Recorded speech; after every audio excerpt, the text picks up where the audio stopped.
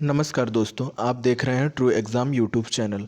दोस्तों, सीटेट में ईवीएस यानी पर्यावरण अध्ययन से 30 नंबर का आता है, जिसमें से 15 नंबर कंटेंट के होते हैं और 15 नंबर पेडागॉजी के। यानी 15 नंबर से विषय से पूछा जाता है और 15 नंबर का शिक्षण शास्त्र से।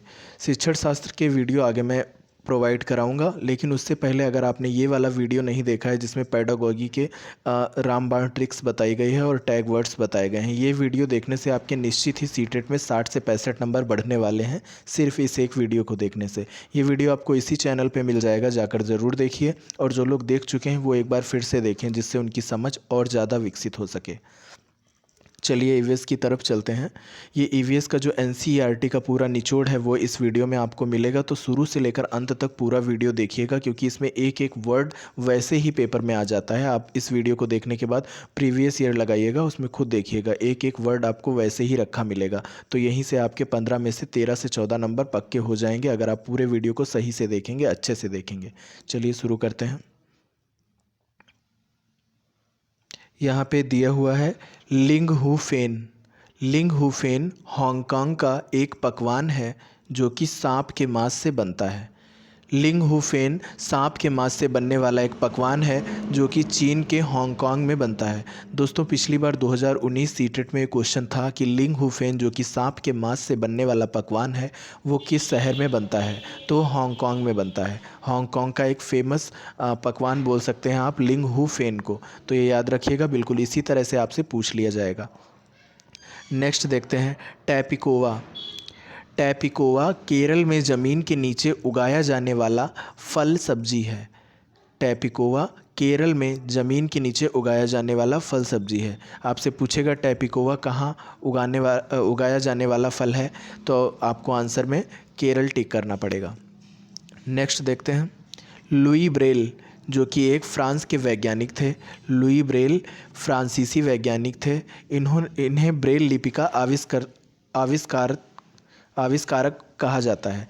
लुई ब्रेल जो थे वो ब्रेल लिपि के आविष्कारक थे। इन्होंने 6 डॉट पर आधारित एक लिपि की खोज की थी जिसे ब्रेल लिपि कहते हैं। इनसे अंधे व्यक्ति पढ़ सकते हैं।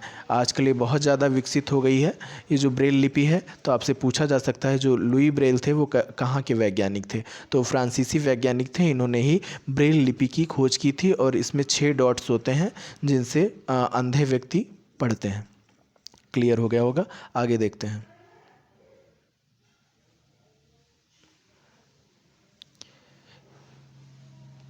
इसमें सब कुछ इम्पोर्टेंट है क्योंकि ये पूरी एनसीईआरटी की समरी है क्लास 3rd 4th 5th की, तो हर एक चीज़ इम्पोर्टेंट है। डायरेक्टली यहाँ से क्वेश्चन आते हैं, ये मत सोचिएगा कि ये किस टाइप के क्वेश्चन हैं। अब 3 4 5 के बच्चों के हैं तो इसी तरह के होंगे।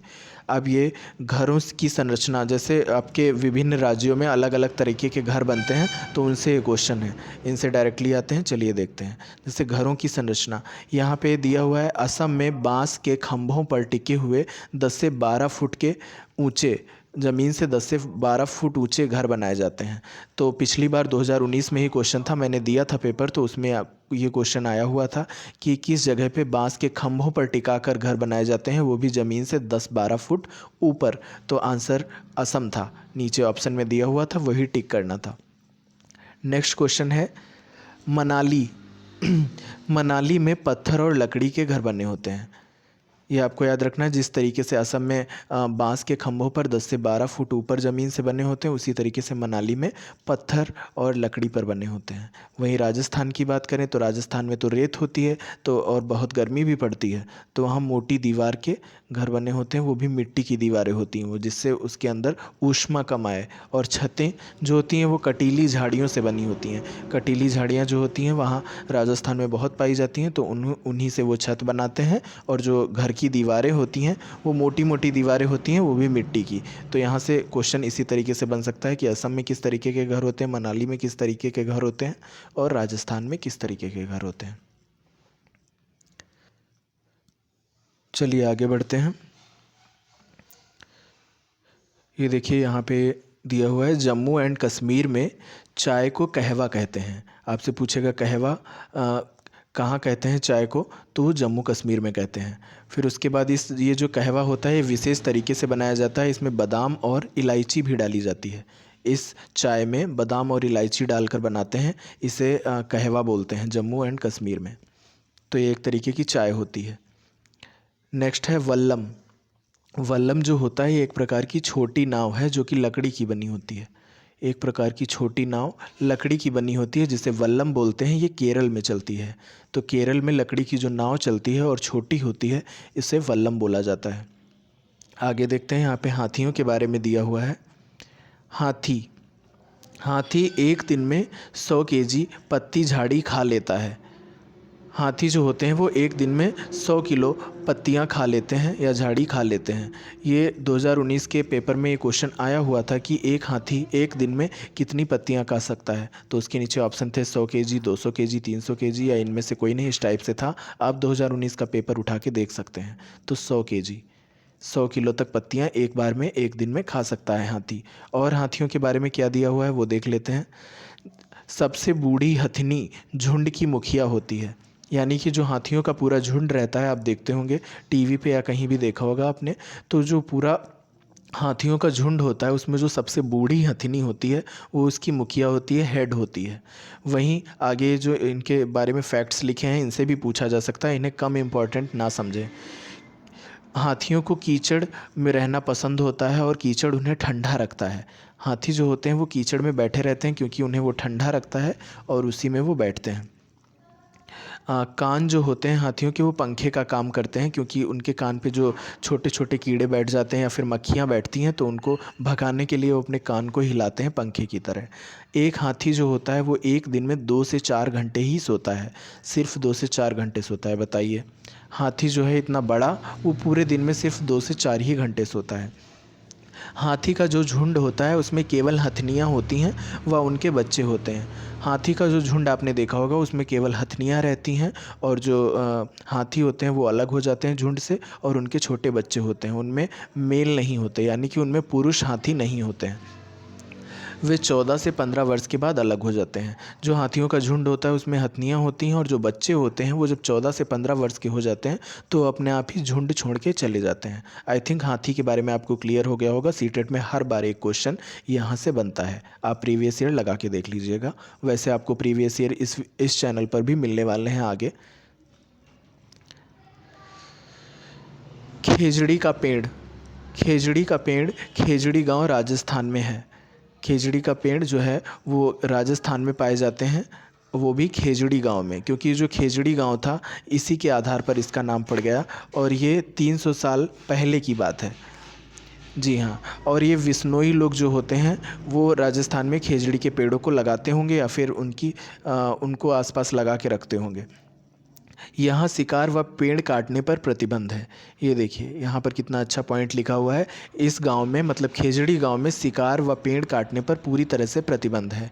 खेजड़ी का पेड़ रेगिस्तान में पाया जाता है। इसकी क्या विशेषता होती है, इसमें ये कम पानी में उगाता है। अब रेगिस्तान में पानी तो होगा नहीं, तो वहाँ पे कम पानी में ही उगाता है और इस तरीके से वहाँ यही पेड़ पाए जाते हैं। इसकी छाल में से दवाइयाँ बनती हैं। इसकी लकड़ी में कीड़ा नहीं लगता। इसकी दूसरी विशेषता ये है कि इसकी जो छाल होती है उससे दवाइयाँ बनाई जाती हैं और इसकी लकड़ी जो है उसमें कभी कीड़ा नहीं लगता। तो इसको ये लोग आराम से कहीं भी यूज़ कर लेते होंगे, घर बनाने में या किसी भी चीज़ में। पेड़ की जो फलियां होती हैं इसकी, उसकी सब्ज़ी भी बनाई जा सकती है। आपसे पूछ लेगा कि मतलब राजस्थान में जो खेजड़ी गांव है वहाँ पे जो खेजड़ी के पेड़ होते हैं तो उनसे क्या बन सकता है या कुछ भी, तो इस तरीके से पूछ सकता है। तो एक फैक्ट याद रखें कि उसकी सब्ज़ी भी बनाई जा सकती है उस पेड़ की फलियों से। दोस्तों उम्मीद है आपको वीडियो पसंद आ रहा होगा, तो लाइक भी कर दें और शेयर भी कर दें अपने दोस्तों को। सभी को बांटेंगे तभी सही से आपको भी आएगा। आगे देखते हैं, यहाँ पे कुछ चींटियों के बारे में दिया हुआ है। चींटियों की दुनिया, ये सब आपके छोटे बच्चों की एनसीईआरटी की बुक्स के चैप्टर्स हैं, उनकी समरी निकाल के यहाँ पे आपको प्रोवाइड कराई जा रही है, क्योंकि उसमें आप पढ़ेंगे तो आप समझ नहीं पाएंगे कि क्या इंपॉर्टेंट है क्या नहीं। तो यहाँ पे जो इंपॉर्टेंट है डायरेक्टली पूछा जाता है वही आपको दिया जा रहा है। एक एक शब्द आपको ध्यान से पढ़ना है। सभी चींटियों का काम बटा होता है। सभी जो चींटियाँ होती हैं उनमें सब में काम बटा होता है अलग अलग। जो रानी चींटी होती है वो अंडे देती है, और जो सिपाही चींटी होती है वो बिल का ध्यान रखती है, और जो मजदूर चींटी होती हैं वो भोजन ढूंढ कर लाती हैं। यानी कि जो आप लाइन से बाहर जाते हुए देखते हैं तो मजदूर चींटियाँ होती हैं, वो बाहर से भोजन ढूंढ कर लाती हैं और अंदर पहुँचाती हैं रानी चींटी तक, जो कि अंडे देती है। वहीं सिपाही चींटियाँ बिल का ध्यान रखती हैं कि कोई कीड़ा या कोई हमला ना करे, तो उनसे लड़ने के लिए।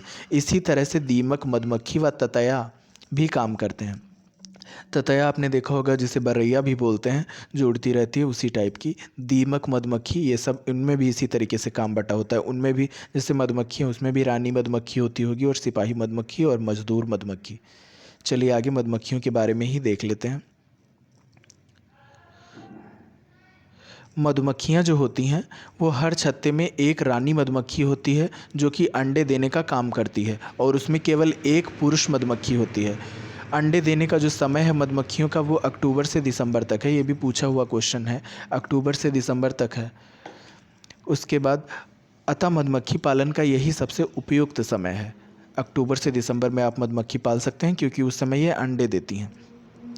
अधिकतर मधुमक्खियाँ काम पे जाती हैं, यानी कि आपने जैसे अभी ऊपर देखा था इसमें काम पे कौन जाता है, मज़दूर चींटियाँ जाती थीं। वैसे ही मज़दूर मधुमक्खियाँ भी काम पे जाती होंगी। और इसमें भी सिपाही मधुमक्खी होती हैं जो कि छत्ते की देखभाल करती हैं, और अंडे देती है सिर्फ रानी मधुमक्खी। दोस्तों उम्मीद करता हूँ कि आपको ये वीडियो पसंद आया होगा। अब इसके आगे का हम नेक्स्ट पार्ट में देखेंगे इसी के। तो आप चैनल को सब्सक्राइब ज़रूर कर लें, और अभी तक इसको लाइक नहीं किया है इस वीडियो को तो लाइक भी कर दें, और अपने दोस्तों के साथ शेयर कर दें। सभी को बांटेंगे तभी आपको भी मिलेगा।